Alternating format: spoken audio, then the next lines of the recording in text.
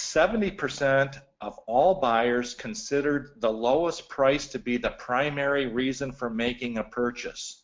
Is that true or false? All right, and the results are coming in rather quickly. Getting lots of hearts on that one. And okay, and let's share those results. So over 66%, Rick, said that that was false. 70% of buyers considered the lowest price to be the primary reason when making a purchase. Well, the answer is false. Only 14% of buyers consider price to be the primary reason for buying. I know that sounded, it was surprising to me, and it's probably surprising to many of you out there, but only 14% of buyers consider price to be the primary reason for buying. I think that's really helpful information. Let's move on to the next trivia question. Okay. True or false? The key to referral business is providing a quality customer experience when receiving and using the product. All right. And the votes are coming in. The key to referral business is providing a quality customer experience when receiving and using the products. And we're going, it looks like they nailed it on the head with that one. Let's just share those results. Awesome. So over 98% of you guys said that that was true. Yeah. Rick? Well, good.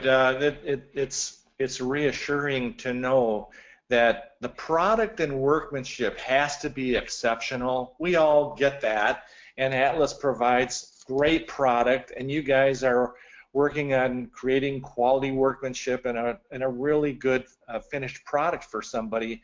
But how you make the customer feel about that experience of dealing with you determines whether they will refer you to others. And I just want to say, maybe this sounds like the obvious, but referral business is the low-hanging fruit. It's really what we're all interested in acquiring when we run a business. So the referral business is so essential, and the only way you get it is by providing an exceptional customer experience when they're getting that new roofing job, and the follow-up that occurs after getting that roofing job. So great. I'm glad everybody, just about everybody got that one right. Yep. Are we ready now? Move on? We are. Okay. Yep. So that leads us to the next logical question is okay, so now we're interested in finding some of that sales talent, and we've gotten our ads out there on Facebook and our website, and we've got the Indeed ad. We've run a couple ads on our local newspaper. We're scouting out talent amongst friends and relatives of current employees. But sort of what questions are we asking during these interviews? And I guess what I want to say at this point is that at Sheriff Giles & Company, we are now experimenting with something called behavioral interviewing. And this is a technique where it's actually a job interviewing technique where the applicant is asked to describe past behaviors in given situations in order to determine if they are suitable for your position, for your sales position. Okay, the only thing is that this technique requires the interviewer to know key competencies or traits that are desirable for being a salesperson, okay, in your organization. So guess what? We're going to go back to these trivia answers, and it said, the first one said the vast majority of consumers buy from those they like and trust. So some of the key competencies and traits that we're looking for is somebody who is trustworthy, they have integrity, they'd be dependable, they'd be responsible. And in the past, you know, how do you find that out? I mean, you could ask some questions like, would you ask somebody, hey, by the way, are you an honest person? Well, you know, what are they going to say? Or are you a dependable person? Well, yeah, I mean, what are they going to say? But So in these behavioral sorts of questions, behavioral interviewing, they ask somebody a question that puts them in a situation that gives you an idea of whether or not they have sort of that key competency like trustworthy or honesty or dependability. So if we're looking for honesty, dependability, and trustworthy in a person, we want to script a question in the interview that might bring out some of that. So here's one for an example, and there's lots of them. This is just an example. Describe a situation in the past when a customer criticized the work you performed. Now this is obviously, we're dealing with somebody who probably has already had some experience in home improvement sales, but describe a situation in the past when a customer criticized the work you performed. What did you do to resolve the conflict, and what was the final result? Well, I mean, when they begin to describe that situation, you're really keying on just how honest or dependable or how trustworthy they are in the way that they answer that question. What was the final result? If the person says, well, gosh, describe the situation in the past when the customer criticized the work, and he says something like, to tell you the truth, most customers are a pain in the butt, I mean, it's like, hey, we get criticized all the time. Live with it, I mean, you're dealing with somebody that's probably not very honest, and I'm using obviously an extreme example of a bad answer in that case, but that's what the behavioral interviewing does, is it gives them situations, and this is one example of a question that would work in that situation. Let's move on. Well, it makes sense.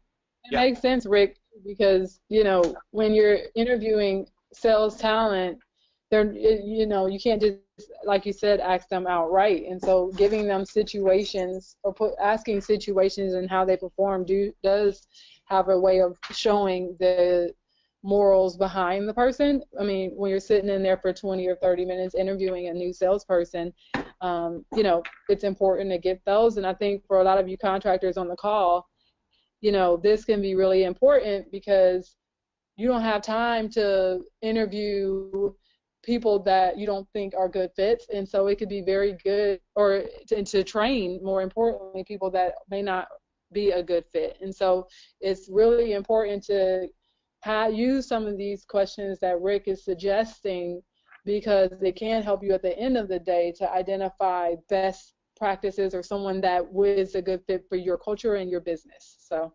yeah, Tara, I want to jump in at this point and say that we still ask many of the same questions that you would typically ask. They're more general questions, and if you refer to the handout called Interviewing 101, how to hire the right salesperson, you'll see a lot of those general questions. Where'd you go to school, and where do you live now, and what kinds of things did you do in school? Did you play any sports? I mean, we ask all those sort of general questions too, and you can find that in the handout called Interviewing 101. These are behavioral interviewing questions that we sort of sprinkle into that interview, if you will. I like it. Let's move on to the next one. So again, from our trivia quiz, we learned that 80% of all sales occur between the second and fifth sales call. So we're really looking for somebody who's action-oriented, kind of ambitious, and I always look for the attributes or the traits that I call perseverance and competitiveness, because honestly, there's a lot of roofers out there, and they're all pretty darn good, and they've all, I mean, it's not like their presentation makes them sound like they're not as good as your company. They're telling everybody they're as good as you or better. So we really need somebody that's out there selling who's got that perseverance and competitiveness gene in them.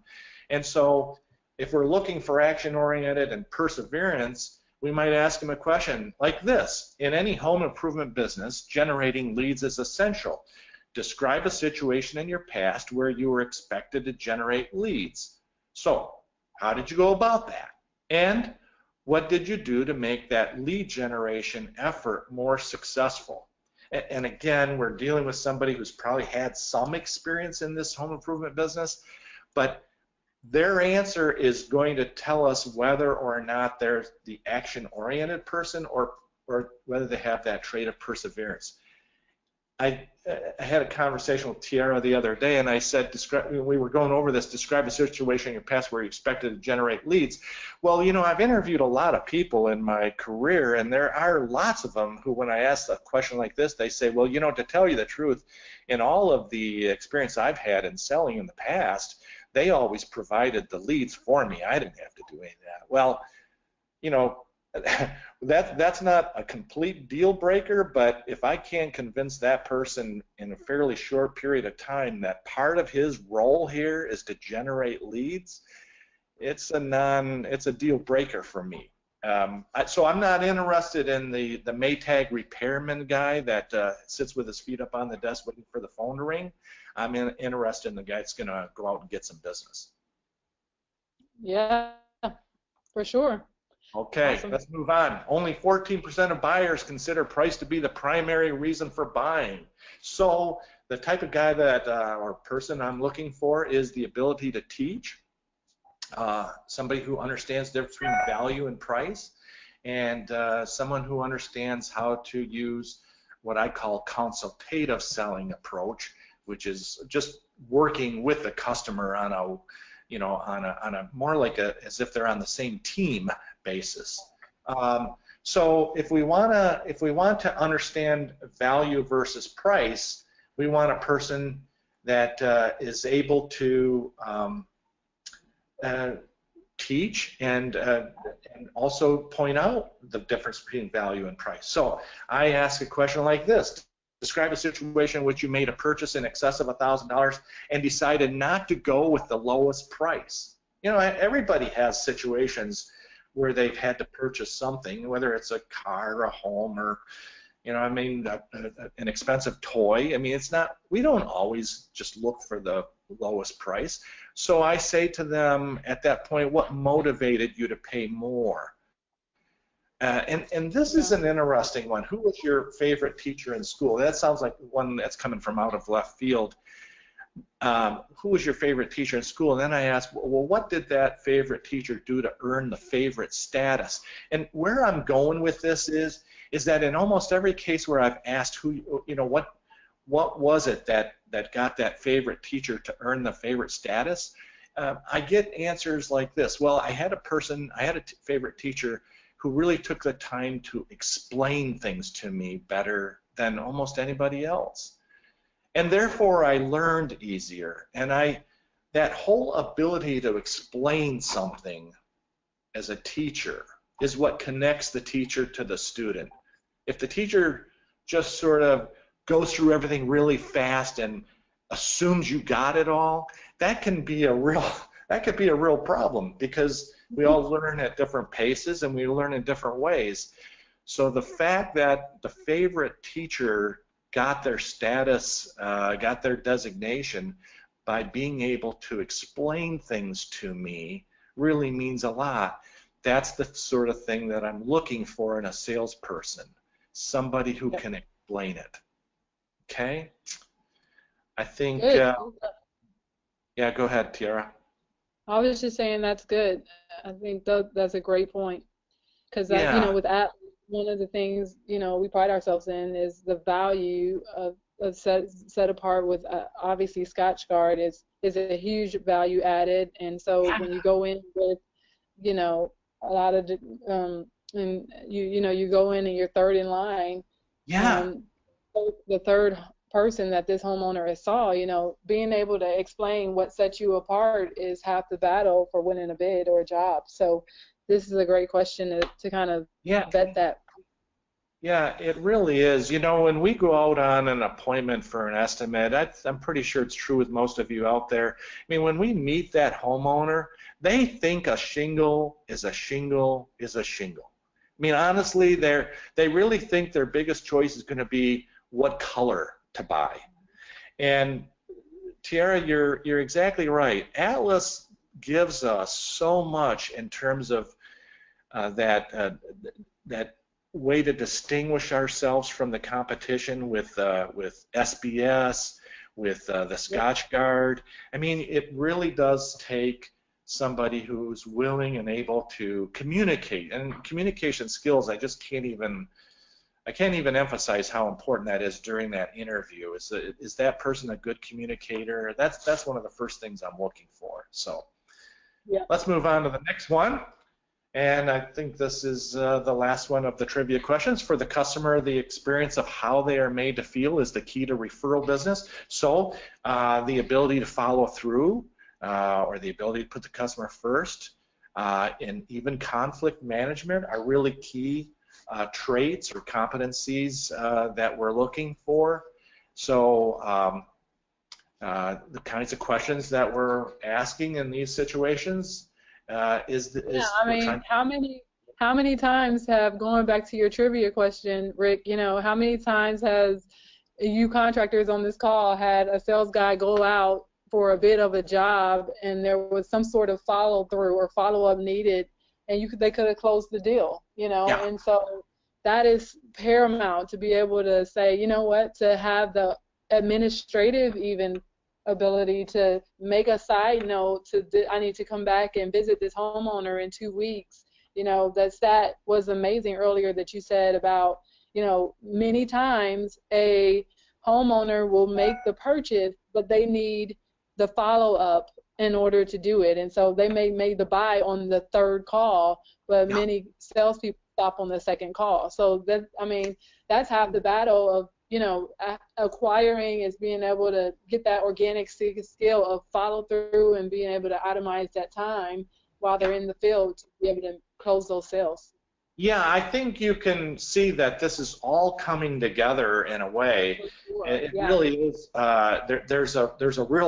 There's a real plan that's taking place here in this interview. So you describe. So in this particular case, so the question I would ask is, describe a situation where you were able to generate a positive review from a satisfied customer on a social media site. Or describe something you did for a customer that caused them to refer your business to a friend or acquaintance. And again, Tiara, you're exactly right. The follow-up of after and during the appointment stage is really good. But in this particular case, we're really coaching and teaching our salespeople at Sheriff Gowsland to follow up after the job is done, during and after the job is done. Yeah. So many times, in our experience, we see the estimator go out there, he closes the sale, he turns in a contract, and he kind of thinks, okay, I'm done at this point, and now the roofer takes over. But that's not true. That salesperson is the point of contact, and they have to stay engaged with the customer during that job progress, and then after the job progress, to make sure that customer is pleased or happy, or if there's something that needs to be changed or fixed, we want to get to that right away. So the customer experience, the only way you're getting referrals is to make sure that customer just absolutely loves that guy that sold them the roof. Okay, that's so important. Paul Argon says that he always has to visit with the homeowner at least twice, and he tells his sales staff to be sure to follow up and follow up again. So thanks for that, Paul. Yeah, that is so important. I just can't even stress it enough. But I will say it's the one part of the thing that we have to coach the most. I mean, honestly, generally speaking, the sales guy thinks he's done after he gets the name on the dotted line, and that is not true in our business. So be careful with that. Let's move on. Yep. So in addition to learning about their sales ability, I also want to make sure that they're a good fit for our sales team. I am asking, the same questions that many of you are asking during an interview. Where did you grow up? Where'd you go to school?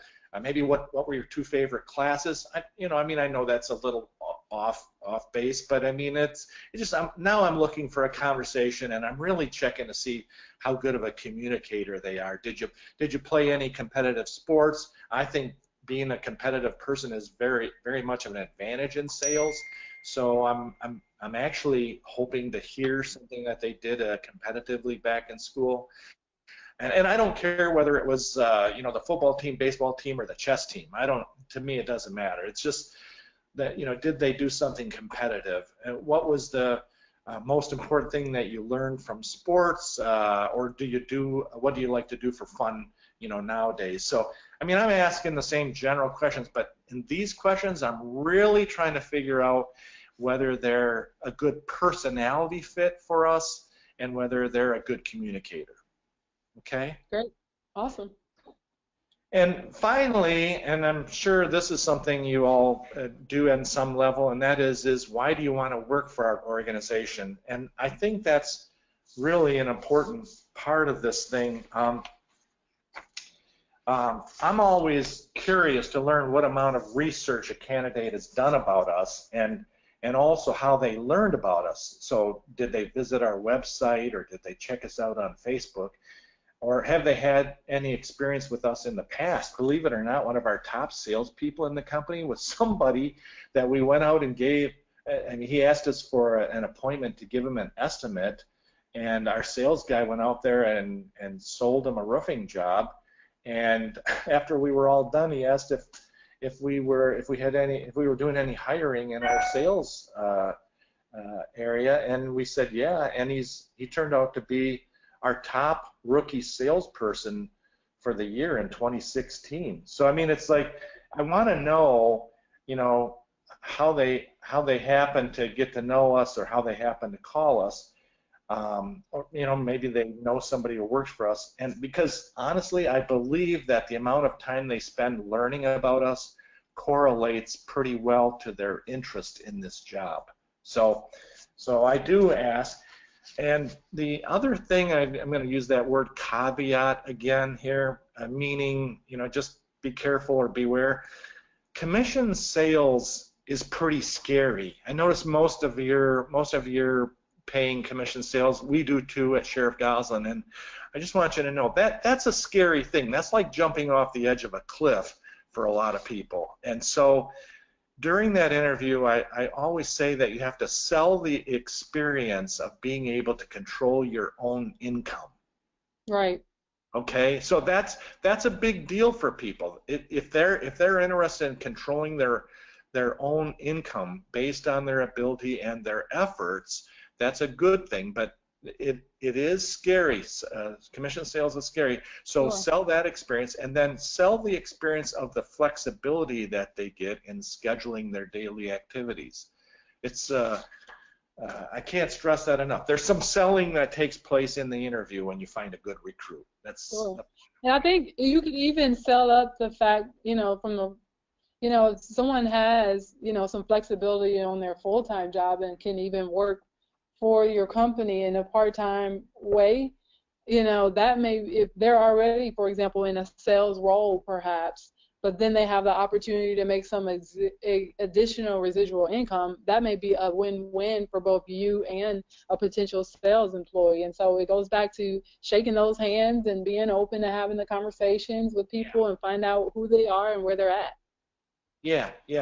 Hey, Tiara, we're just wrapping up the interviewing part of this, and I want to make sure that we have enough time. So how much time do we have left in this presentation? We're gonna we started at 10:15, so we're gonna wrap up at 11:15.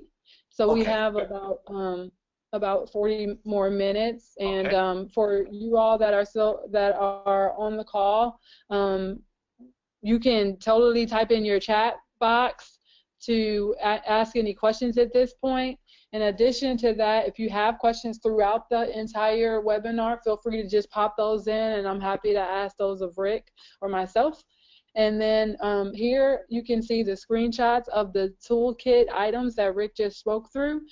You'll see those in your handout section. So if you see a tab with a letter on your tablet, give me a heart if you see that, and you can actually open that up and click on any of those documents and see the resources right there within the toolkit. If you're on your computer, you'll see a handout section there as well. You can download those at your leisure to go ahead and use them. And so I highly encourage you to pop on over and review those documents as Rick is speaking to them. So anything else on this section, Rick, or are we ready to move on? No, ma'am, we're ready to move on. All right. Shall we So go any right? questions, guys? Yeah. Yep, I think keep going. Okay, so let's talk about this onboarding talent part of this thing. So what motivates salespeople? And then I think you could probably guess this, but we'll talk about them just very briefly. There's three basic things that I think I've learned that motivate salespeople. One is competition. And when I say competition, I just want you to know that we run about 3 or 4 sales contests per year, and we make it a big deal, by the way. And then we normally include a sales meeting at that same time so that we kind of, we pick a few of our top salespeople in the company and let them talk a little bit about what's working well for them. We use cash rewards at those kinds of contests, and normally, as I say, it's cash, but we've experimented with giving away iPads and a few other technology type of things in the past as well. And then each month, our first-year salespeople compete for top 10 or top recognition as a salesperson, as a first-year salesperson, and they get a plaque, and we make a big deal out of that too. We provide that plaque for them with their spouse or significant other at a little dinner or lunch. It's pretty nice. The second thing that motivates salespeople is recognition, and I've already said that we try to make these awards happen in front of their peers or spouses. So the awards of the monthly accomplishments are, again, a big deal and are presented in person with fellow salespeople or spouses. And then obviously, certainly not the third thing necessarily, but another important part of what motivates salespeople is money. No doubt about that. So the reason most people take a commission sales job, or even a base and commission sales job, is that there's a strong feeling on their part that they can make more money than they could at an hourly job or a salary job. So money is obviously a big motivator. This slide, just talks again about the different compensation options, but we already know basically how you're paying, and that's helpful to us. This is the part where I wanted to say something, though. I'm using that caveat word again. This is something that you need to be aware of, that commission jobs can create lone wolves. Now, I know this sounds a little scary. Commission jobs can create the lone wolf, and these are people who are only out for themselves with little regard for the organization's core values. Let me say a little bit more about this. Commission pay can lead to price slashing.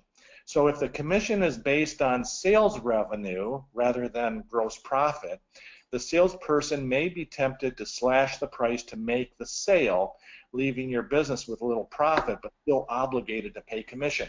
I only throw that out there just so that you're aware of it. We certainly have had in our past history, we've had salespeople who are going out there who are basically selling it at far less than what we expect because, look, they're on commission, and making $100 is better than making $0.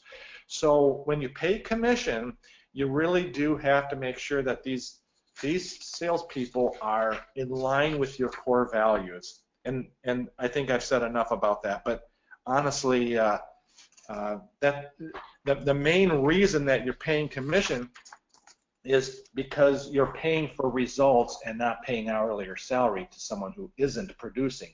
So there's a lot of benefits to paying commission, but be careful about that paying on sales revenue or paying on gross profit. When we talk about onboarding, I mentioned this to Tiara the other day about this sink or swim training, and I'll ask the question here. It says, have you heard about the guy whose training program amounted to him walking his new trainee out to the end of a dock, shoving the trainee into the water, and then hollering out the word swim? Well, actually, I'm actually describing myself. That is the kind of training program that I ran probably for the first 5 or 10 years of my roofing business, and believe it or not, I did not have a whole lot of success with that training program. there were some people who swam, and boy, I mean, that was a good thing. But there were a whole lot of people that drowned with that kind of training program. And when I say that, what I'm really referring to is the kind of situation where, and hopefully you don't find yourself in this situation, where you hire a new salesperson and you point out the marketing literature on the table over there, and then let him know that he's expected to go out there and generate leads, and you'll see him tomorrow. So what I'm saying is that salespeople require sales training. I know that sounds obvious, but believe it or not, I know how busy roofing contractors are. I was one for 35 years. And to find time to go out there and train somebody, or to have somebody else effectively train somebody in my absence, is really a challenging task. But I want you to realize that salespeople require a sales training program, okay? So they need to know, and this is a little bit like our trivia stuff. We know the competencies that they need to know. We already know that because we've been running a business, and we know how to sell, and we know what it takes to sell nowadays. And so the training program has to address these key areas: prospecting effectively, product knowledge, creating effective solutions. You know, I mean, most people are buying roofs from us nowadays because we solve roofing problems that are out there. We try to solve them better than the competition does. New trainee has to learn how to give or create effective sales presentations. He has to learn how to overcome objections, and of course he has to learn how to create referral business. So those are the things that we're trying to train these guys on nowadays. So we use something that we've developed the past few years called an Earn As You Learn sales training program. And again, just to take the fear out of that straight commission or commission and base situation, to take some of the fear away from that, we give them a safety net of 4 weeks. And during that 4-week period, we actually pay them a nominal amount of money each week. But we've got a checklist program that we're going to show you as to what they're doing during that 4 weeks. So it's not just 4 weeks of hey, come on in and work with us and hang out and you know, see if you like this. It's not that at all. It's a good program. During that 4-week program, we're actually training and evaluating these candidates because, believe it or not, despite the fact that we've given this really great interview, and we had all really good questions, it turns out that some people are just really good at interviewing, right, and then not so good at actually doing the job, believe it or not. So during this period, I say we kind of separate the people who can talk the talk from the people who can walk the walk. And again, the program provides a safety net of income for that candidate for 4 weeks, and it gives us a little more predictable outcome for their success. So again, I want to stress that they're not hired at this point. I mean, we're hiring them and paying them for that 4 weeks, but we have the ability to either retain them or wash them out at that period if they don't produce during that 4-week program. Okay. And so you contractors that are on the call, I'm getting a ton of hearts, Rick. So I think we should just highlight the fact that, you know, some of you have thought about this and some of you haven't. If you'll check out the Earn As You Learn sales training program spreadsheet in your toolkit handouts, that actually goes through what Rick is talking about. It offers you a template to a starting point of sorts for this program and how to actually onboard some sales talent after you've done the initial interview.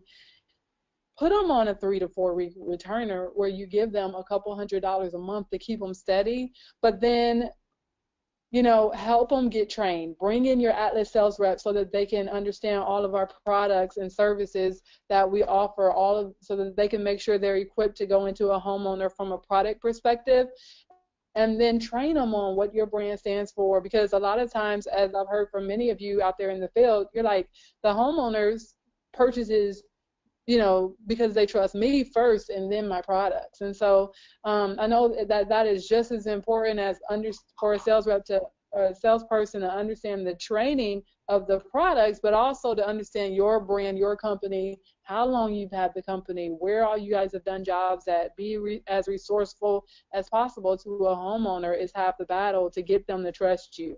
And so check out that Earn As You Learn sales training program. I know we got a ton of hearts there.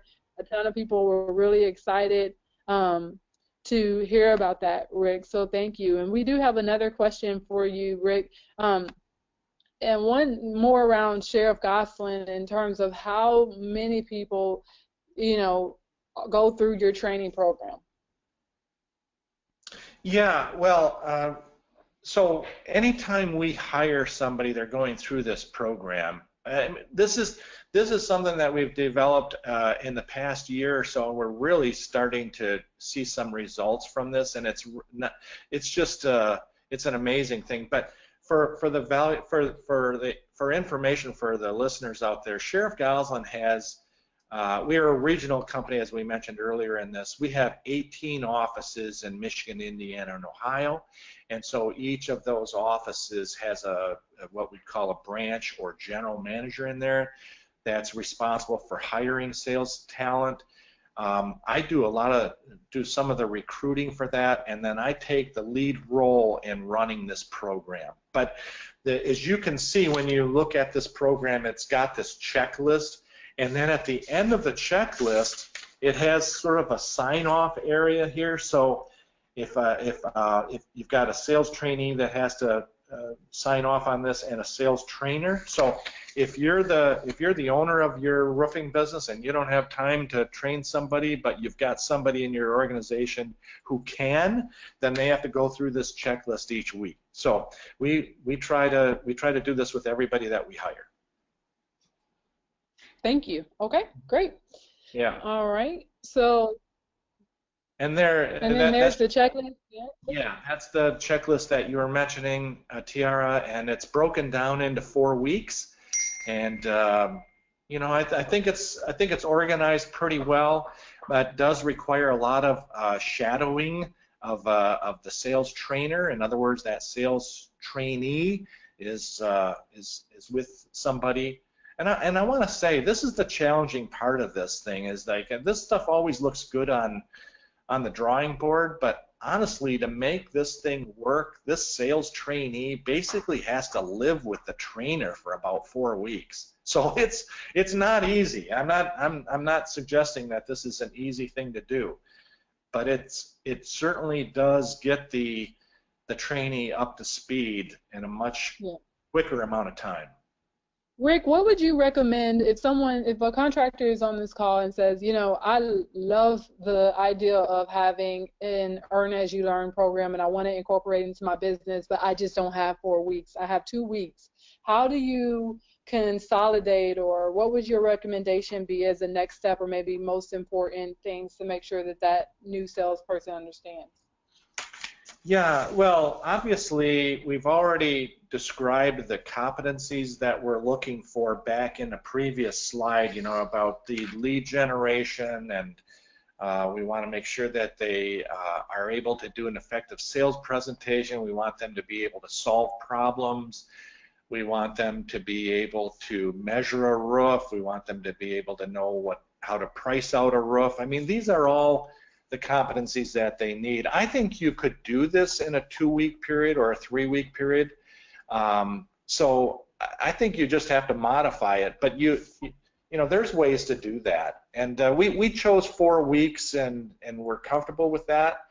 But I think, and again, all these things that we're talking about today, I hope you would take them and say, hey, you know what? I can do something like that. I can't do exactly that, but I think I can do something like that, and I think we would benefit from doing something similar to that. That's fine. Great. Okay. Yeah. Awesome. So we got about 15 more minutes here. Are there any more questions? I see some questions. So one question is, do Do you compensate the trainer while the trainee is getting trained by them? Say that again, Tiara. Do you compensate the trainer while the trainee is getting trained by them? So if you have whoever the sales person is going out. Okay, good question. Good question. So this trainee guy is getting paid an amount of money every week. So he's not getting any commission. So the trainer is still getting his full commission on that job. Now, what we ran into as a problem in the past is that the trainer had to share his commission with somebody, and there was, at that point, it became, there was some resistance to hiring a new salesperson, because the trainer's going, hey, wait a minute, I gotta share my commission with this guy, and I don't even know if he's going to really make it, but I'm giving up, a portion of my commission. So in this program, this new sales trainee is not getting any commission. He's only getting paid a fixed amount every week. So the salesperson, the sales trainer, isn't losing any money. Now, you might also say that he's actually gaining money on this deal, because the new sales trainee is obligated to generate leads. So this sales trainee is providing the trainer with leads that he wouldn't have normally gotten in any other way. Mm-hmm. What about sales? Another question for Matthew says, what about a salesman hired as an employee versus an independent contractor? We didn't quite hit on that. So what are the pros and cons in your opinion, and which would you recommend? I guess I'm not clear exactly what he means. Could you? So a salesman that hired an employee for, on the staff as a part of their sales team versus making them an independent contractor, probably some W-9 stuff incorporated in there. Yeah, I don't have any experience doing that, to be honest with you. We hire all of our salespeople as full-time employees. Okay. Okay. Yeah. Now, I will say, just to throw in another wrinkle into this, is that we do also hire some salespeople. We call them sales interns during the summertime. And usually they're students, probably college students, I would say, and we do pay them by the hour to generate leads. And we're very, we have that regulated very closely, so that when somebody goes out to generate leads, that we know they're not going to the movie that afternoon. So it's pretty closely monitored. But by paying somebody hourly to generate leads during the summertime, which is our busy season, then what we think we get out of that is some additional leads, but we also get somebody who's a candidate for a future sales position with us. So okay. A couple more questions for you real quick, and then we'll get on to the next. So thank you guys for sending these questions. What about on the sales training program, if the trainee is with the trained person and they generate a lead or they close a deal with a homeowner, would the person being trained gain commission, or I know you mentioned it was that flat rate only? Yeah, they do not get a commission during that first 4 weeks. They're getting that weekly pay, and that's the agreement that we make, is that during that time we're providing a safety net for them. We're providing a source of income. So that's one of the breakdowns when you hire a salesperson, especially in a commission situation, is, geez, how long does it take before he actually goes out and sells a job on his own, or even with a trainer? And then in our case, we're usually not paying them until after the job goes on. We want to make sure that we're getting paid. So, sure. It could be weeks before. It could be 2, 3, 4 weeks before that new sales hire gets a paycheck. Well, that's a breakdown. That's a deal breaker for a lot of people. Sure. So that weekly pay during that learning period is really key. Yep. And what is the range of what you would recommend? We've had a couple of people ask about what range would you recommend for the weekly pay? Yeah, and it depends on your organization, what you can afford to pay, but I would say whatever. Sometimes I don't want to say whatever it takes, but I would say the range would be between 350 and 550 a week. Okay, great. Yeah. Awesome. Any other questions, guys? Go ahead and send those in, and we'll answer those towards the end. I'm going to have Rick keep on going so we can hit our 11:15 stopping point, and then if there are additional questions after that, we'll certainly go back and answer them. So go ahead and put those in there, please. Yeah, and I want to remind everyone at this point that I'll stick around after this presentation, and you'll also see a contact, some information on how to contact me. So you can always, if I can't get to your question today, I'd be happy to take it on later today or tomorrow or next week, whenever you get around to. I'd be glad to talk to anybody who's listening in on this today at some time in the future. Awesome. Great. Okay, so lastly, training talent here. I'm going to start out with an eye popper here. It's easier to fire a person than it is to train that person. That was something, by the way, that my boss told me the first year that I was in the roofing business. So a long time ago, I had gone to my boss and I said, you know, this fella that I'm working with, he doesn't really seem to be catching on very fast with this selling thing. And the boss looked at me and said, hey, I just want to remind you something. It's easier to fire a person than it is to train that person. And that stuck with me all this time, that what he was really saying is that before you can somebody or before you give up on somebody, ask yourself the question, did I really spend enough time training that person? And that's a very valid question for people who are working with new sales trainees. So I say training is a process, and it starts with you. So I'm going to go to my slide here, and I say, so I know that it's a big commitment to train a new salesperson, along with all the other responsibilities you have to almost live with this person, and they have to see you be successful at converting leads into sales. It also starts with your core values. When a new salesperson is shadowing you, they are extremely aware of your level of honesty and respectfulness toward prospects and customers.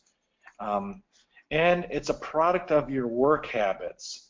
That new sales person is also keenly aware of your level of commitment to your job. So do you arrive late for work? Do you keep your word and arrive on time for appointments with prospects? Do you look for opportunities to leave work early? Because honestly, your work habits are setting an example for this sales trainee. And it's a reflection of your attitude toward customers. Do you overpromise and underdeliver? Is the customer just one more nuisance for you to have to endure during a day at work? Are customers called names when they don't buy or when they complain about something? Do you honor your guarantees, or do you look for loopholes? So I'm constantly reminding that sales trainer person, whether it's you or somebody you've in your organization that's doing the training, that without customers, our business doesn't exist. So be sure that the message you send to a new salesperson in training is a positive message. It's a challenging, the training thing is a challenging thing, but it's totally a reflection on you, and it is a process that if you go through it properly, you're going to get a really good, successful salesperson that adds some fun to your organization and also adds sales revenue to your organization. We're always talking at Sheriff Goslin about what new salespeople bring in terms of that new blood, new ideas, new enthusiasm, new ambition, new sales. I mean, it's like, wow, it's so much fun to actually get a new salesperson that becomes successful, that it's one of the most positive things that can happen when you run your business. So for sure. Anyway, it's very rewarding, and I would say it's really a reflection of you. Awesome.